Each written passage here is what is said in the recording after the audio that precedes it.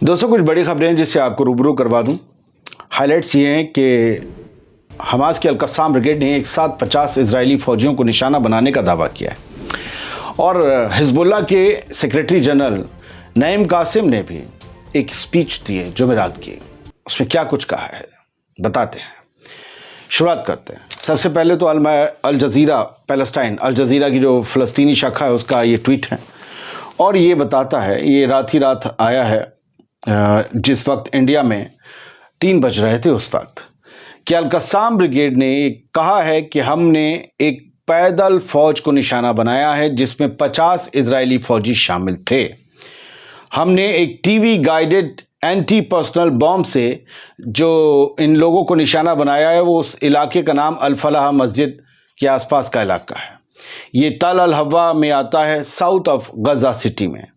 यहाँ पर एक साथ 50 इजरायली फौजियों को निशाना बनाया है और उसके बाद हम वहाँ से हट गए। इनमें मारे भी गए, इनमें ज़ख्मी भी हुए। कितने खुलकर तादाद तो शायद इजराइल आज रात तक बताए।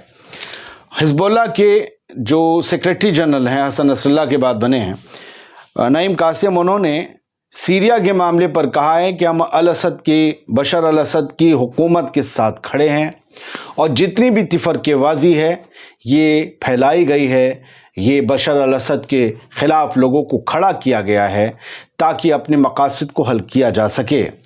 उन्होंने बशर अल असद के साथ खड़े रहने, उनकी पूरी मदद करने का जो है वो वादा किया है।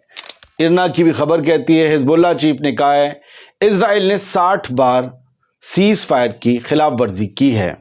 हमारे साथ सीज़ फायर किया लेकिन हम खामोश रहे। इजराइल लगातार बमबारी कर रहा है। हिजबुल्लाह ने कहा कि वो लगातार सीज़ फायर की खिलाफ वर्जी कर रहा है। ऐसे में सीज़ फायर कब तक टिक पाएगा मालूम नहीं है।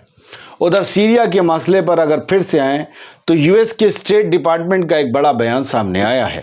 इसमें कहा गया है कि सीरिया की हुकूमत से हम बार बार ये कहते थे कि जिन लोगों के साथ आज आपकी जंग हो रही है उनके साथ डिप्लोमेटिक सॉल्यूशन निकाल लीजिए, उनके साथ बातचीत करिए मेज़ पर, लेकिन उन्होंने बार बार इस चीज़ को, हमारी मांग को नज़रअंदाज किया और आज हालात जो हैं उसके लिए बशर अल असद की हुकूमत जिम्मेदार है। पॉलिटिकल सॉल्यूशन नहीं निकाला गया, इसीलिए करंट सिचुएशन है। The only path forward in Syria is a political solution in accordance with United Nations resolution। यहाँ अमेरिका यूनाइटेड नेशंस के रेजोल्यूशन की दुआई देते हुए ये कह रहा है कि सीरिया में एकमात्र रास्ता, वाहिद रास्ता जो अमन का है वो पॉलिटिकल डिबेट है या पॉलिटिकल सॉल्यूशन है। आप राजनीतिक तौर पर ही बात कर सकते हैं, उन्हें भी एक राजनीतिक धड़े की तरह तस्लीम कीजिए।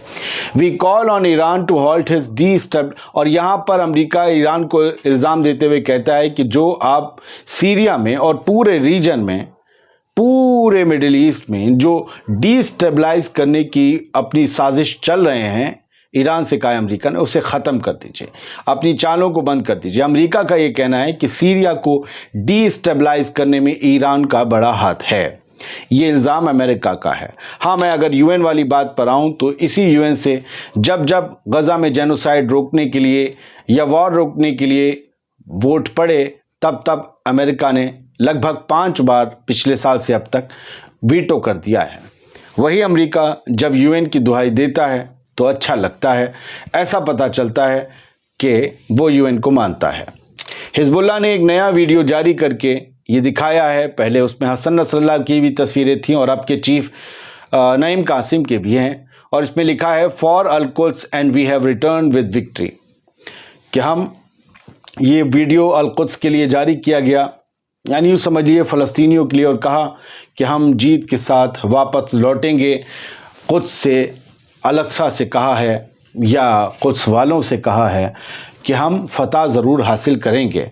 लेकिन ये हैं इजरायली सेटलर्स जो झंडे, कार्डबोर्ड गाड़ रहे हैं लेबनान की ज़मीनों पर, और ये सब कुछ हो रहा है इजरायली फ़ौजियों की मौजूदगी में। इन पर क्या लिखा है? लेबनान इज़ अवर्स, लेबनान हमारा है। बात फ़लस्तीन गज़ा की छोड़ दीजिए, लेबनान हमारा है, दूर हटो है दुनिया वालों। इजरायली सेटलर्स ने यहाँ पर पिक्चर्स फोटोज़ भी खिंचवाए। ये सब साउथ लेबनान की ज़मीन है और ये कहते हैं लेबनान हमारी ज़मीन है। They want to build settlements inside Lebanon, this is their greater Israel plan या प्रोजेक्ट। ग्रेटर इज़राइल में लेबनान के हिस्से भी तो आते हैं, तभी तो वो जाकर सेटलमेंट्स बनाने की बात करते हैं और बोर्ड लगाते हैं। लेकिन फिर भी कहाँ बच पाते हैं। जब जंग होती है तो बहुत से लोग मारे जाते हैं। मिस्रा काफिया मिल गया है, खबरें आपने देख ली हैं, कोलाज फोटो था। आगे बढ़ते हैं। ये ईरान के एम्बेसडर हैं यूएन में, और एनवॉय जो हैं या एम्बेसडर जो हैं ईरान के यूएन में, उन्होंने ये कहा है कि इज़राइल ने जमकर वाइट फॉस्फोरस का इस्तेमाल किया है, ना सिर्फ गज़ा में बल्कि लेबनान के भी इलाकों में, जो कि इंटरनेशनली बैन है। क्या ये इनके जुर्म को और वॉर क्राइम्स को दिखाने के लिए काफ़ी नहीं है? क्या यूएन की तरफ से एक कड़ी निंदा हो जाए? ये पूछा गया है कि आखिरकार इस मामले में कब बात होगी। हमने आपको कल ही रात एक रिपोर्ट दिखाई थी, आज सुबह, कि फॉस्फोरस का इस्तेमाल किया गया है, लेबनान में बफर जोन बनाने में बड़ा काम आया है। वहाँ पर पेड़, खेती, इमारतें सब जल गईं फॉस्फोरस के अटैक से, और कहा जाता था कि जिस बफर जोन की डिमांड करता था इजराइल या आईडीएफ हिजबुल्लाह के हमलों से बचने के लिए, वो बफर जोन इन फॉस्फोरस के हमलों से बन गया है। और ये बताया गया है कि लगभग 160 से ज़्यादा बार वाइट फॉस्फोरस से लेबनान के इलाकों पर हमला किया है। अब बताइए कौन बच जाएगा इतने बड़े हमलों में। गज़ा के लोग हार नहीं मानते, ये मैंने जान लिया है। पिछले 1 सवा साल में मैंने इतनी जुझारू कौम नहीं देखी। मैं आम लोगों की बात कर रहा हूँ, किसी हथियार लेकर चलने वाले की नहीं। मैं उस कौम की बात कर रहा हूँ जिससे मेरे मुल्क भारत, यूएन, अमेरिका, ब्रिटेन, सब जगह की जो पीस कीपर्स हैं वो सब मोहब्बत रखते हैं, रिश्ता रखते हैं इंसानियत का।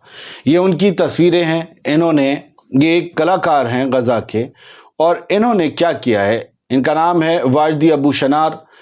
इधर से उधर जब ये भटकने लगे तो इन्होंने अपनी आर्ट को, अपने दर्द को बयां करने का तरीका बनाया। सबके तंबुओं पर कुछ ना कुछ लिख दिया। कहीं तंबू पर जेरूसलम और फ़लस्तीन का झंडा बना दिया, अल-कुद्स बना दिया, या फिर इन्होंने मस्जिद अल-अक्सा बना दी। कहीं पर इन्होंने ये लिख दिया कि गज़ा हमारे दिलों में बसता है, हम फ़लस्तीन से हैं, फ़लस्तीन हमारी रगों में बहता है। कहीं इन्होंने जो विस्थापन, जो डिस्प्लेसमेंट था, उसकी कई तस्वीरों को इन टेंट्स पर उकेर कर, स्केच करके ये लिख दिया कि ये दिन बदल जाएंगे, भरोसा रखो ये दिन बदल जाएंगे, नाउम्मीदी मुर्दारी से बदतर है और तुम जिंदा कौम हो। यहाँ इन्होंने टेंट्स भी दिखाए, टेंट्स के अंदर कैसे सोते हैं, कैसे रहते हैं लोग, रेत पर, ज़मीन पर और मिट्टी पर सो रहे हैं। इन लोगों के आलीशान घर हुआ करते थे जो इज़राइल की बमबारी में तबाह हो गए, बर्बाद हो गए। गज़ा की बर्बादी सिर्फ गज़ा की बर्बादी नहीं है, तमाम उम्मत मुस्लिमा की बर्बादी है, तमाम इंसानियत की बर्बादी है, तमाम आदम की औलादों की बर्बादी है कि हमने खामोशी से सब कुछ देखा।